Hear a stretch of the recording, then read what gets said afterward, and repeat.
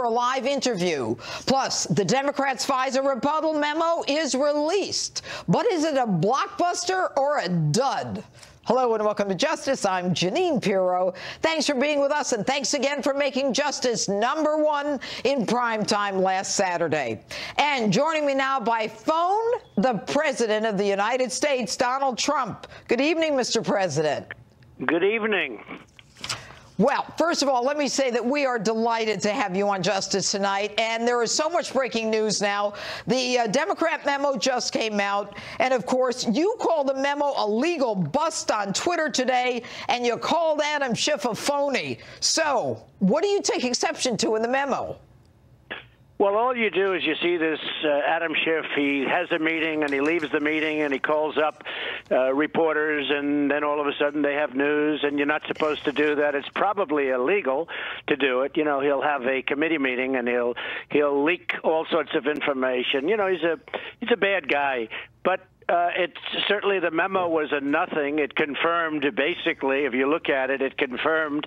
I watched Miss Hurge, who's fantastic, on your show just before, and I will tell you that was really just a confirmation of, if you call it the Republican memo or the Nunes memo, it's referred to as a lot of things, but that was nothing but a confirmation. And a lot of bad things happened on the other side, not on this side, but on the other side. And you know what's somebody interesting? should look into it, because what they did is really fraudulent, and somebody should be looking into that.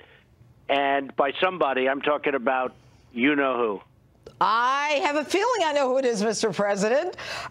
Look, one of the things that I thought was interesting is here we've got the Democrat memo, and thank you for complimenting Catherine Herridge. She's right next to me. She'll be on in a moment. We love Catherine Herridge. But for well, she's able to really take, you know, Jeanine, she's able to take a very complex document and very systematically, you know, essentially say the truth.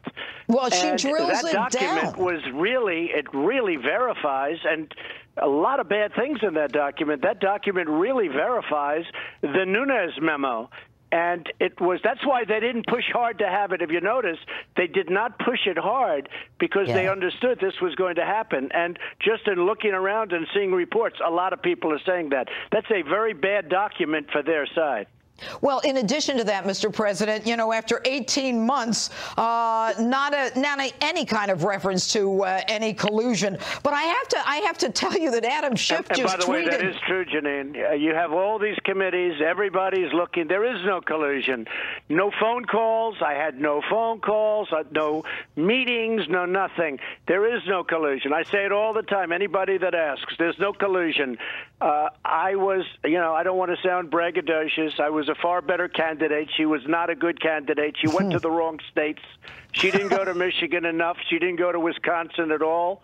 She didn't do a good job in North Carolina. She did a poor job in Ohio and a poor job in Pennsylvania.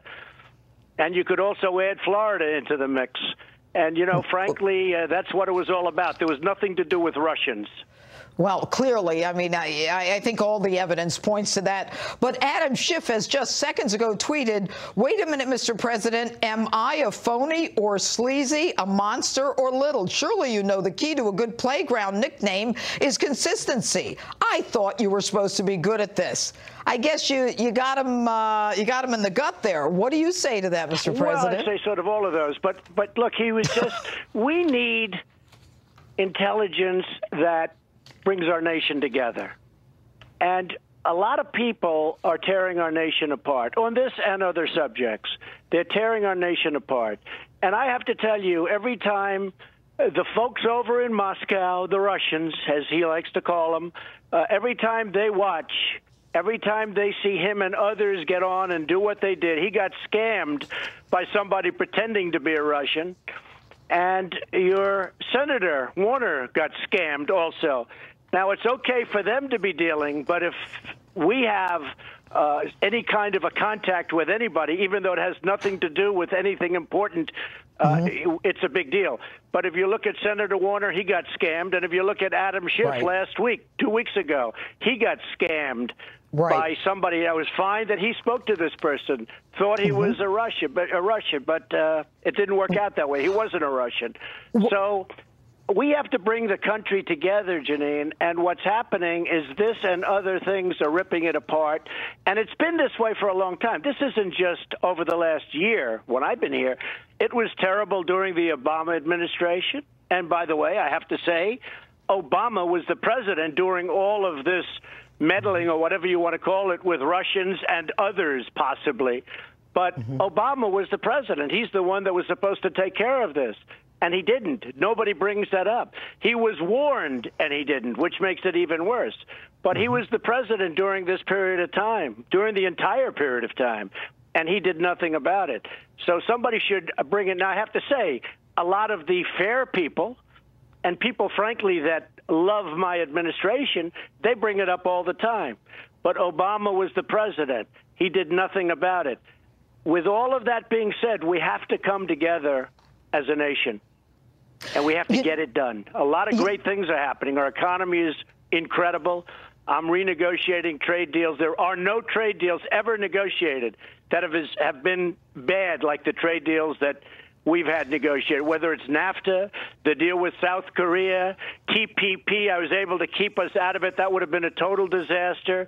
World Trade Organization deal. That's what really led to the emergence of China. You look at China, they became rich when they made the World Trade deal, the World Trade Organization, WTO.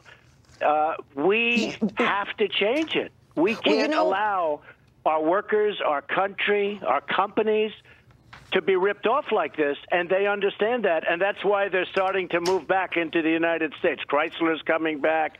Foxconn is coming in, the big company that makes the Apple, different things for Apple. Some of the biggest companies in the world, they're coming back into our country now because of what I'm doing. But we have to come together, Jeanine, as a nation. And we shouldn't be fighting like this. We should all be on the same team. That includes Adam Schiff. Right. We should all be on the same team. They shouldn't have two sides fighting all the time, fighting. We should all come together as a nation. With that being said, I have to just add one thing. Congressman Nunes, if this continues to go forward, I really think someday he's going to be greatly honored for his service and for what he's done. He's been very, very brave in the face of a lot of obstacles. What he's found out has been incredible. I give him tremendous credit. But I have to say this, we have to come together as a nation.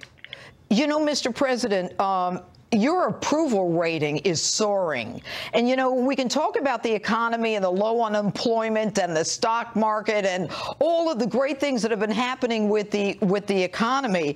But you have accomplished all of this. And by the way, there's a poll that puts you at 50%. At CPAC, you're at 93% approval rating. You did all this in 1 year with the economy. To what do you attribute these incredible advances? Well, I think that I've had a lot of good ideas and I have a lot of energy. I get things done. I mean, I'm very proud of what's happened with the economy. If they would have gone with in the other direction, they would not have gotten rid of regulations. I really believe that while the tax cuts are the biggest ever, there has been no bill like that passed, including Anwar and including getting rid of the individual mandate, which is the worst thing going on Obamacare. And health care is starting to really come along now well. You're going to see premiums start to drop. But with all of that being said, I think regulation, the cutting of regulations is what has given us this, because, you know, as you know, the tax cuts just happened a fairly short while ago. I've been cutting regulations now for over a year, substantially. Only unnecessary regulations, but you couldn't build, you couldn't do anything. Look at the pipelines. If you look at the Keystone Pipeline, if you look at the Dakota Access Pipeline, Jeanine, 48,000 jobs, they were dead. And I approved them right at the beginning of my administration. And environmentally superior, because you're underground as opposed to trucking and all of the things that you have to do to get the product to the various coasts and to where it's going, to the refineries.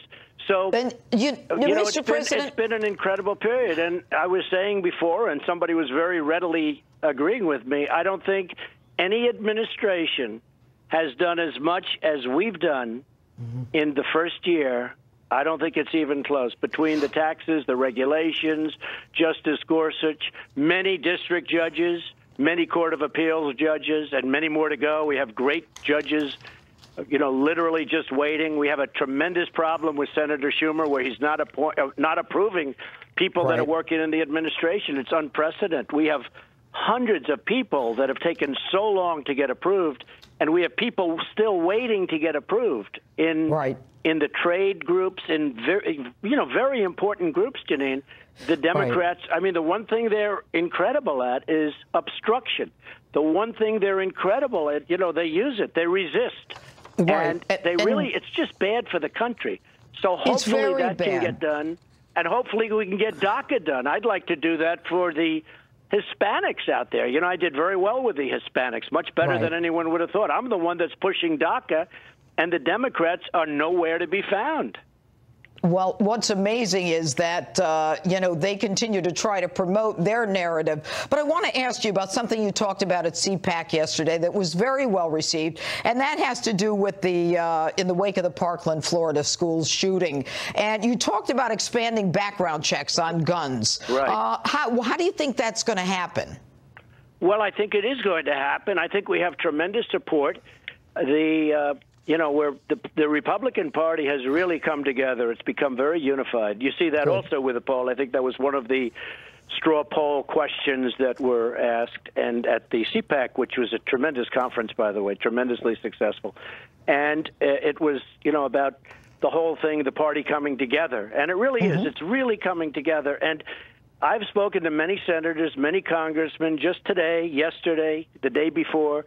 And I think we're going to have a great bill put forward very soon, having to do with background checks, having to do with getting rid of certain things and keeping other things, and perhaps we'll do something on age, because it doesn't seem to make sense that you have to wait till you're 21 years old to get a pistol. But to get a gun like this maniac used in the school, you get that at 18. I mean, that doesn't make sense. And frankly, I explained that to the NRA. They're great people. Wayne and Chris and all of the great patriots. These are great people. But I said, fellas, we have to get going on some really good legislation. So background checks are going to be very important. At the same time, there's no bigger champion for the Second Amendment than I am. I'm the champion of the Second Amendment. I don't think there's any question about protection. You have to have protection. You see what happened with the police officers that didn't have the guts to go into. I mean, now it turns out, I guess there's 4 of them. 4 of them. Incredible. That's my open tonight. If we would have had some great teachers that were gun adept, meaning really understood weaponry and guns, and if they had concealed permits, you wouldn't have this problem today. You just wouldn't have it. And, they have one other thing. They love those children, the teachers. They love those children. That coach who was so brave, who ran into gunfire to protect the kids, if he had his gun concealed, he'd be alive today. Most of the people would be a whole different story. But he would have been shooting instead of running into somebody totally unarmed who was a maniac. So, there's a lot of good things happening, Jeanine. We're going to get it solved. The one big thing to that also is when these crazy people who are cowards, when they hear or know that randomly you'll have maybe 20% of the teachers, 15% of the teachers inside having concealed, and these are experts at what we're talking about, they'll never go into the building. You're never going to have this problem. And, we have certain states that do this, and nobody talks about them. But it's been very successful. But he would never have run into the building if he thought that bullets were going to come flying back into him. In fact, he left the building pretending he was a student. He didn't want to get shot. If he thought there were people that could defend offensively, that you could, have some offensive power in there, he would have never, ever gone into that school building. Right. Right. And, you know, the shame of it all, Mr. President, and I know that you have to go, but the idea of those with mental illnesses and psychiatric problems is something that we really have to deal with, because I think one of the common threads of all of these shooters is that they are, you know, mentally deficient, wackadoos, nuts, evil also. Well, that would be a big part of the background checks. We would have a very, very hard section, and we would have a section on a very powerful section on mental illness. And somebody who is mentally ill should not have a weapon, should not have a gun. And that would be covered in the background checks. And I think the NRA is going to be for it. I think that a lot of people, I mean, this certainly should be bipartisan. But we're drawing up very strong legislation right now having to do with background checks, mental illness. We're going to have, I think you're going to have tremendous support. It's time. It's time. It's been many years. You know, I'm not here that long, in all fairness. You've had this going on for a long time. It's time to get it done and get it done right. But they have to know that they go into a school with bad intentions, there are big consequences. Good. It's not going to be like it was for this guy, where after he was finished, he walks out with the other students pretending he's a student and got away, except for one very great policeman that in a different town, fairly far away, he said, I think this is the guy they're looking for, and he nabbed him. Pretty good job. I mean, in all fairness, that man did a good job. Well, but they have to know there are consequences. They go into a school, you know, gun-free zone is just, that's like target practice for these guys. They see that, and that's what they want. It's very dangerous. Gun-free zones are very dangerous because the bad guys love gun-free zones, Jeanine. Yeah, yeah. Let me ask you one more thing. You talked about adding $700 billion to the military, as I think you said yesterday it was going to hell, something like that. I know that you support the military and you're giving them the resources they need. Are we going to have a parade? Well, I'd like to have a parade. A lot of the generals would like to have a parade to celebrate what we're doing. You know, our military was very depleted. It was going in the wrong direction. And I want to have, by far, the most powerful military in the world. I want it to be more powerful than we've ever had it. And we need that today, Jeanine. I see what's going on better than anybody. I see what's going on in the world. The world is a tough place. And we want to be stronger than we ever were. And as you know, I got a budget. I would have loved to have cut the budget, but we need, our military has been so badly hurt for so many years, even beyond President Obama. I mean, it's been hurt for many, many years and depleted. We had sequester, which is a disaster. And I got $700 billion and $716 billion next year. That will rebuild our military. We'll have a tremendous, updated, the top of the line. There'll be nothing like it. We needed that. But to get that, I was forced to give Democrats, you know, many billions of dollars for things that I would normally not have done. They had, you know, they don't care so much about the military, sadly. They don't care so much about people pouring across the border, MS-13. They're not worried about MS-13. If anything, they want to protect MS-13. And these are vicious people. By the way, these aren't people that use guns. These are people that like using knives because it's more painful. And we've gotten thousands of them, literally thousands, you know that, out of the country and put them in jail and out of the country. But we need the wall. We need border security. And we have to stop MS-13 and a lot of really bad people and drugs from pouring into our country. And you see the numbers. We've stopped. I mean, the numbers are way down from what they were. But that's not good enough. We can't. We have to stop them all. It's not good enough. And so you're we're going to have tremendous border security. That's part of what we want right now. When are we getting the wall? Well, we're going to get the wall. The Democrats have actually agreed to that, but I have to get more. We need other things. We need something to do with chain migration, something to do with visa lottery. I mean, we actually have lottery systems where you go to countries and they do lotteries for who comes into the United States. Now, you know they're not going to have their best people in a lottery because they're not going to put their best people in a lottery. They don't want to have their good people leave. So we get these people, and then you'll have, like the incident we had on the West Side Highway, in New York, where this guy who comes in through chain migration and visa lottery runs over and kills 8 people. and badly injures. You know, nobody ever talks about all of the people, whether it's the school or on the West Side Highway, people that go out to put themselves in shape and they end up losing legs and arms. Nobody ever talks about the people that are so horribly hurt and injured. But this guy runs his truck into people, killed 8 people and injured many, and he came in through the system. Well, I don't want that. I want people to come in ultimately. We want people to come in through merit. And you know, we're going to need merit. We need people to come in to our country because we have so many companies now moving in because of the regulations and because of what we did with the massive tax cuts, which is great for the companies, and they're going to hire the people, that we're going to need people to take care of the companies. So, but we want people based on merit, not based on the fact that they're thrown into a bin. And many of those people are not the people you want in the country, believe me. Well, clearly. And if we were to have a parade, I'm stuck on the parade. When do you think we can have this parade? Because I want to go to the parade. Well, I guess we're talking about probably Veterans Day. It's just preliminarily, you know, being discussed. But we're talking about probably Veterans Day. I like July 4th because July 4th in Washington, D.C. would be beautiful. Yes. It would be up and down Pennsylvania Avenue. A lot of it would be flyovers. I was at the Bastille Day parade in France with the president of France, very good guy. Oh, okay. And it was quite something. And frankly, I think it's great for spirit. The military loves it. They love the idea. Would have our West Point and Annapolis and the Air Force Academy, Coast Guard Academy, and would have it would be a great representative parade. Would have a lot of plane flyovers. I think it would be something great for the spirit of the country. You know, we have a great country, and we should be celebrating our country. So we'll see if we can do it at a reasonable cost. And if we can't, we won't do it.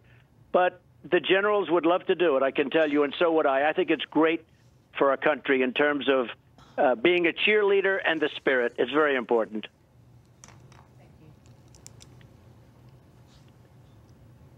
Hello? Mr. President? Yes.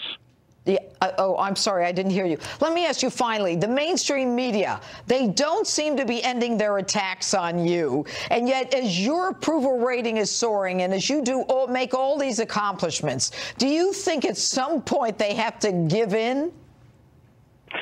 I think what they're going to do is 6 months before the election in 2020, they're going to all endorse me, and they're going to be so nice, because if they don't have me, their ratings are going to die, and they're all going to go out of business, okay? You know, they get good ratings because of whatever is going on. I mean, because of me.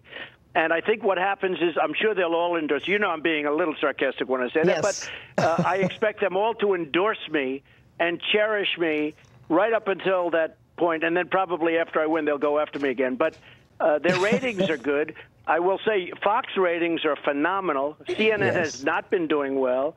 Right. MSNBC is now in second place over CNN, but Fox is beating everybody. And you people have been very fair. Not good. You've been very fair to me. That's all I ask for is fairness. No, I call it fake news. There's so much fake news, Jeanine. It's just incredible. It is. It is. And finally, Ivanka, have you heard from her? I have. She's working hard. She's doing a great job. You know Ivanka very well. There is no better representative that we can have go over to a pretty tough place right now in the world. It's South Korea. She's over at the Olympics, and she's with the president of South Korea. And you have North Korea surrounding her, and it's a very interesting situation. So I have spoken to her. We cannot have a better, smarter representative. Well, Mr. President, I can't thank you enough for calling into Justice. We are very honored that you did so. Congratulations on your approval ratings on CPAC and on all of the successes that you've had. My viewers are just thrilled that you came on to Justice. Thank you again. Well, I love your viewers. I want to tell you do, and I do too. And congratulations on your success, because I did look at your ratings over the last couple of weeks, and you're doing fantastically. And, thank you. And so is our friend Waters, our Waters world, man. He's doing great also. And your whole Saturday Night Live, what you guys, Greg, what you guys have done is pretty amazing. But I did look at how well you're doing, and I want to congratulate you, Jeanine. Great job. Thank you. Thank you, Mr. President. Thank you. We're honored. All right. Next, more on the developing story of the day. Shameful display of political and civic cowardice. I'm Robert Gray. Now back to Justice with Judge Jeanine. Breaking tonight, the Democrats' counter memo on alleged government surveillance abuses has been released, and the fallout has just begun. Chief Intelligence Correspondent Catherine Herridge joins me here in D.C. with the latest, along with investigative journalist and executive VP at The Hill, John Solomon. All right, good evening, guys. We don't have a lot of time, but Catherine, first of all, the president was very complimentary of you, and we all agree. But what's your takeaway from this memo? Okay, so really the Democrats are asking folks to focus on the details and the trees and not the forest, the overall picture. One of the central findings in the Republican memo is that the fact the dossier was funded by the DNC and Clinton campaign was never shared with this surveillance court when they went and got a warrant for this Trump campaign aid. The Democrats don't take on that point directly in this memo. What they say is that the court was told that it was politically motivated, and they shielded the identities of the individuals because they say that's a common practice for them to protect sources and methods. From a judge, that's a common practice? I've never heard of that. Well, you raised an important point about the FISA court, which is an ex parte court, which means that there's a special responsibility on the government to provide as much visibility to the judges as possible. So folks at home will have to decide whether calling it a politically motivated document was appropriate or whether they should have gone that extra step to say it was the DNC and the Clinton campaign. Final point, if I could.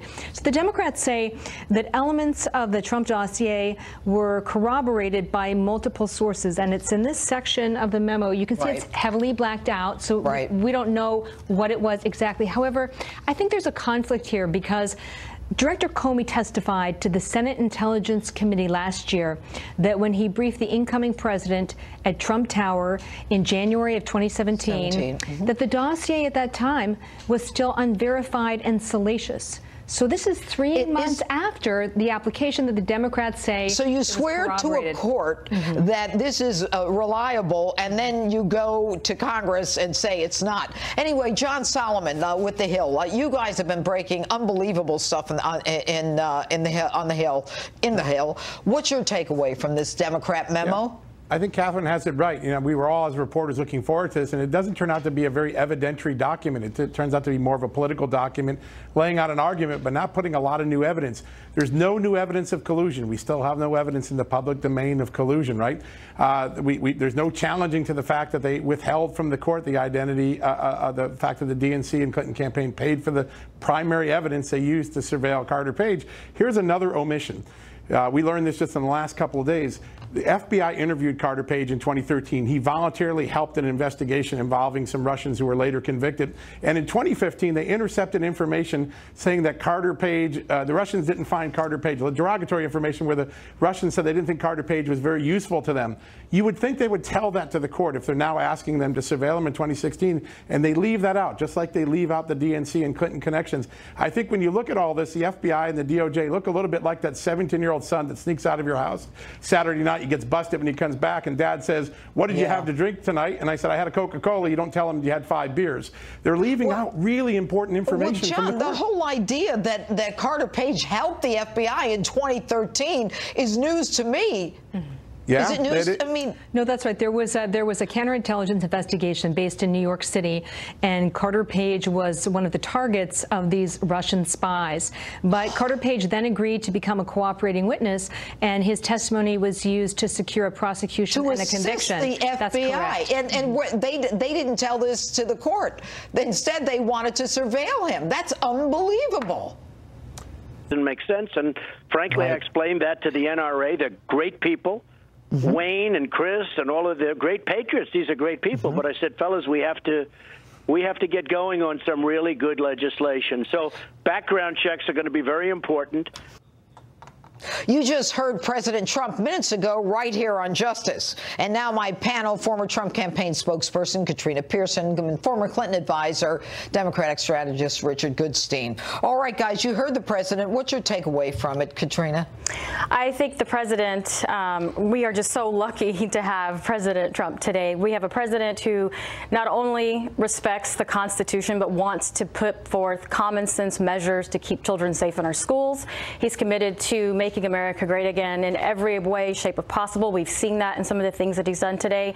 He gave an amazing speech at CPAC. He was well received. And I think just in the first part of your show, I mean, he talked about all of the great things that he's been doing and some of the wonderful things that he wants to do. Richard, what did you think of the fact that the president is actually willing to take on the issue of background checks? He thinks that he'll get it through Congress. He's willing to deal with the problem of mental illness. I mean, kind of unusual. I'd like to enter into another bet with you on this whole question, whether he's going to get this legislation done. Look, let's talk about mental health. Every country on the planet has mental health problems. No country other than this one has scenes like we saw at Parkland. None. Why? Because of the availability of guns. I mean, this is a big misdirection. Should crazy people be able to get guns? Of course not. But every other country on the globe has people with mental health problems, and none of them have what we had. And incidentally, as far as gun adept, Fort Hood people were 100% gun adept, not 20%. But they had to leave their guns somewhere else. The Navy Yard? No. Well, okay, since we want to talk about guns and that being the problem, which is not the problem in Parkland, there was a systemic failure at every level for that community. The University of Chicago put out a study in 2016. Time magazine called it the worst year ever for that city. And they wanted to find out why there were so many more gun violence and homicides, 58% more. And they couldn't figure it out. But you know, there was one little thing in this anomaly in that study from the University of Chicago, and it was a simple fact that mental health facilities had been consolidated from 12 to 6. All right, they're not allowed to have guns in Chicago. More people are dying there. How do you explain that?